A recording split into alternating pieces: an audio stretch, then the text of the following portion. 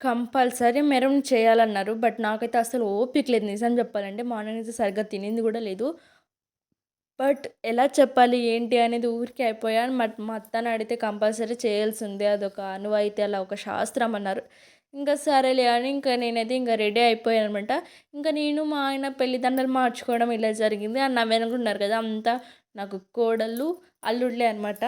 So, ఇదే Sweety నాకు first బాగా పరిచయం అయ్యిండే అమ్మాయి అనమాట. మా వరుసకు కోడలవుతుంది.